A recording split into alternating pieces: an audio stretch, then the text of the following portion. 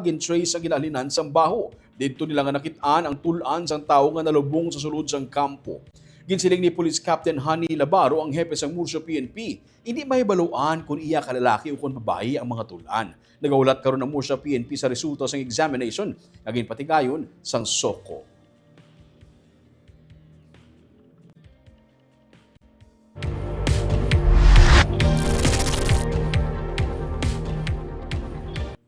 Sa number 6, isa ka lalaki ang ginpatay sa mga armado sa Banwasang Tuboso. NPA nag-ako sa krimen. Ginsulod sa balay, ginbuyod pagwa antes ginpatay ang pito ka mga armado nga kalalakian ang isa ka lalaki sa nabukid nga bahin sang sitio Mansigibo, Barangay San Isidro, Banwasang Tuboso sang kagabi. Nakaangkon sa madamo nga igo sang bala sa lawas ang 30 anyos nga biktima.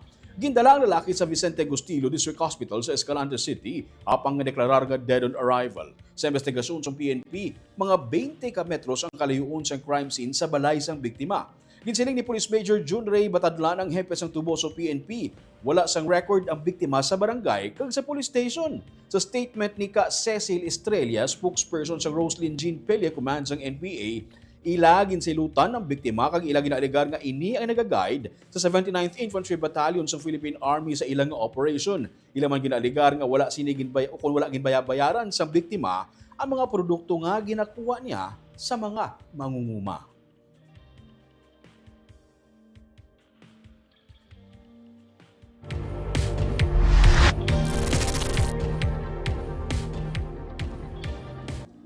Sa number 5, isa ka plastic ang natukiban nga may unod nga patay nga lapsag.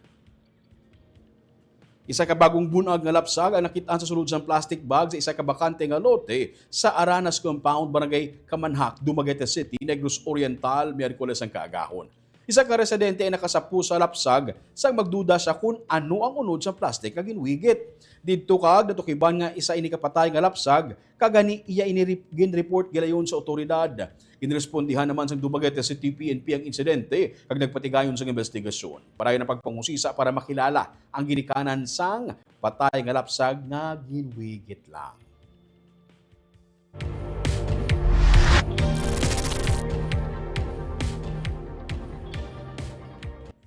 Sa number 4, may kapin sa 3.4 million pesos ang ginpain nga pondo bilang ayuda para sa mga mangunguma kag mga mangingisda sa Bacolod City. Nagpain ang Bacolod City Government sa 3.4 million pesos nga ayuda agud buligan ng mga mangingisda kag mangunguma nga naapektuhan sang Bagyo Tino sa November 2025. Suno kay City Agriculture Office Officer in Charge Maricar Quiro, may 340 ka mga fisher folks kag farmers ang mga baton sing tig 10,000 pesos nga bulig pinansyal. Ang mga benepisyaryo naghalin sa nagkanilain nga barangay sa Bacolod City, lakip na Banago, Barangay 1, 2, 10, 13, 14, Pahanukoy, Punta Taytay, Singkang Airport, Sumag, Tangub, Villamonte, Kabug, Granada, Handumanan, kag Vista Alegre. Ang pondo nagaling sa Sustainable Livelihood Program sa idalom sa Department of Social Services and Development sa Bacolod City Government. Ginsiling ni Quiro nga ginpain ang ininga ayuda agud makabulig sa mga naapektuhan nga sektor nga makabangon gikan sa epekto sang kalamidad kag makapadayon liwat sa ilang palangabuhian. Sustainable Livelihood Program na under sa DSSD sa funding na sang aton nga ng local government diya sa Bacolod City. So, ang qualify lang namon na since limited lang ang aton resources, ang immediate lang gid nga tagaan.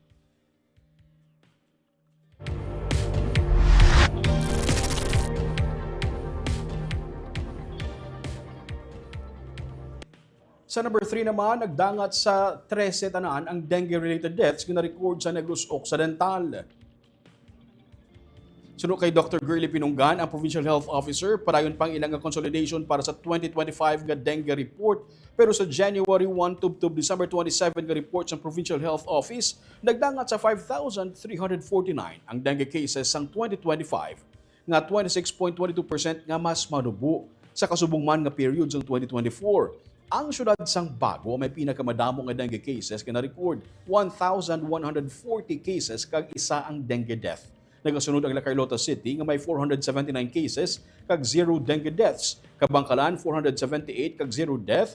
San Carlos City 295 cases kag 1 dengue death, kag Isabela nga may 257 cases kag 3 dengue deaths. Sa mga reported cases, ang 1 to 10 nga age group ang nagapabilin nga may pinakamadamo nga apektado sa dengue.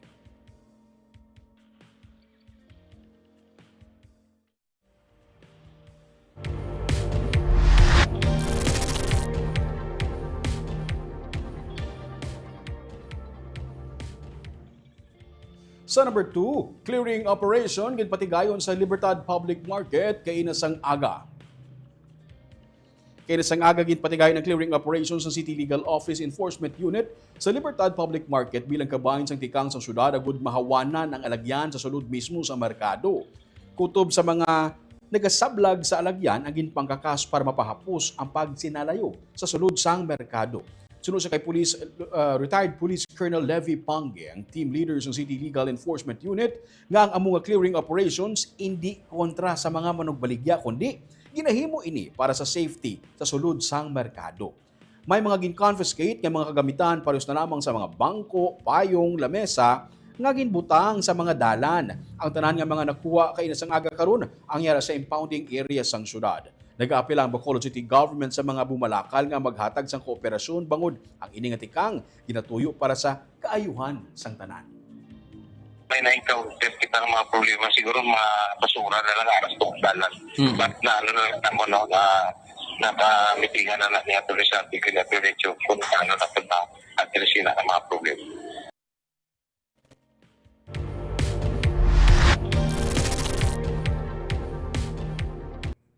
Kag sa numero 1 sa mga balita subong adlaw.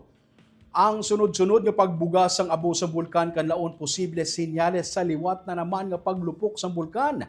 Ina ang suno sa Fivox. Naglawig sa masobra 6 ka oras ang pagbugas sang abo sa bulkan kanlaon Miyerkules sang hapon. Pagkagabi, nagbuga pagiliwat sang abo nga naglawig sang masobra 1 ka oras. Paatag ni Marie Andeline Quintia, ang resident volcanologist sa Canlaon Observatory sa La Carlota City, nagapakita ini nga ang Canlaon yara sa unrestive period kung wala pa ini nagpahuway. Ang mga kasubong ash emission suno sa iya mapaabot sa 1 ka bulkan nga ginpaidalom sa alert level 2. 2:58 PM ang unang ash emission sang Canlaon Miyerkules sang hapon.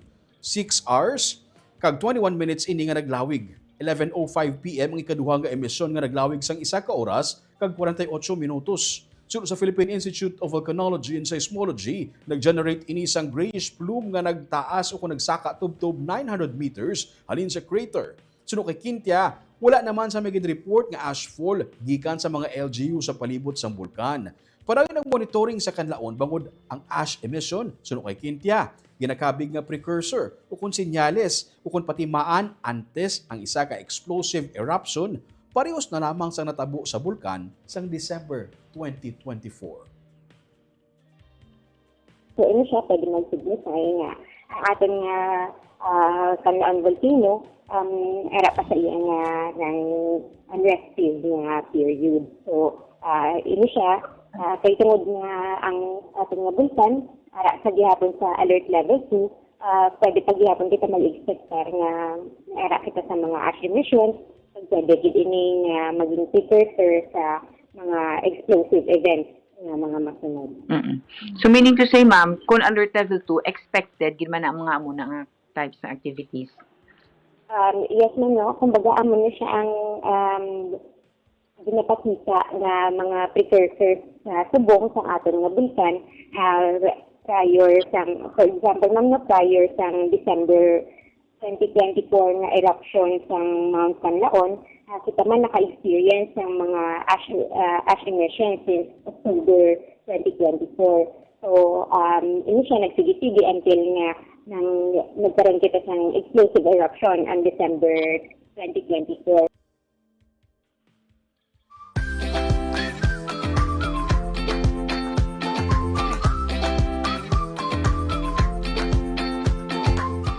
Kag sa Good Vibes, mayara karon sa malapit sa 1 ka gatos kabago nga mga abogado, ang Negros Occidental. Sa kahapon, sa ginpagwa sang Korte Suprema ang resulta sa 2025 bar exams. Sa 11,420 ka mga examinees, 5,594 ang mga nakapasado kung 48.98%. Nag-anunsyo ang duha ka mga universidad sa Bacolod sang ilatag sa ka mga passers. Ang University of St. Lasal Bacolod nag-congratulate sa ila 36 ka mga bag-o nga abogado. Mayara sila sang 72% nga passing rate. Ang University of Negros Occidental Recoletos naman may 53 tanan ka mga 2025 bar examination passers. Si John Roniel Ray Sanchez ang nag-rank 1 sa exams sang University of the Philippines nga may 92.70 nga rating.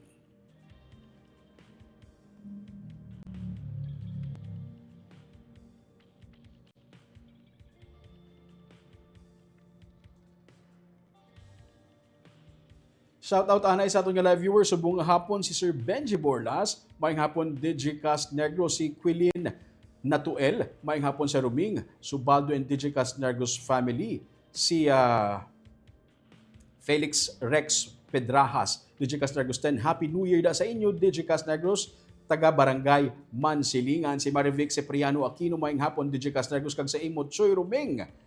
Si Romel Mahilom Galio, good PM sir. Si Marlene Pila Torrevilla, good afternoon sir. Kagabi itong top 10 ng mga balita sa Negros Island Region subong adlaw. Tubtub sa buwas ako si Romeo Subaldo, maayong hapon.